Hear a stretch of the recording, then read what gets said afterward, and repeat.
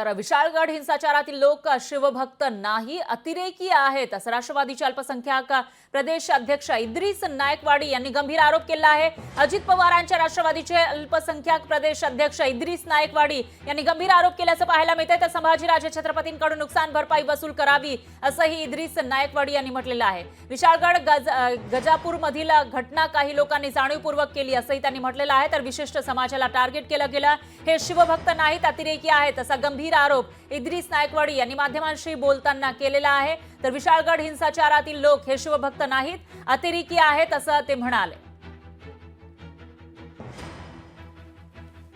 जी काही घटना घडली त्याचे अनेक व्हिडिओ व्हायरल झालेले आहेत, सगळे समाजातल्या घटकांनी ते बघितलेले आहेत। ते बघितल्यानंतर आपल्या लक्षात येईल की ही घटना घडवणारे, हे दंगल करणारे, हे घरांचं नुकसान करणारे, पेटवणारे, धार्मिक स्थळांची विटंबना करणारे हे लोक कुणी शिवभक्त नाही आहेत, तर हे निश्चितपणानं अतिरेकी आहेत आणि ह्यांचा शिवभक्त असण्याचा कोणताही संबंध दिसून येत नाही। पंचनामे करून जे काही नुकसान झाले त्या नुकसानीची भरपाई शासनानं द्यावी, पण ती भरपाई ह्या संभाजीराजेंच्याकडनं वसूल करून घ्यावी, कारण ह्याच्या मागचं सगळं सूत्रधार हे आहेत आणि त्यांच्यामुळे हे नुकसानीला सामोरे जावं लागतं आणि शासनालाही हा तोटा होतोय। म्हणून त्या संभाजी महाराजांच्याकडनं ते वसूल करावं।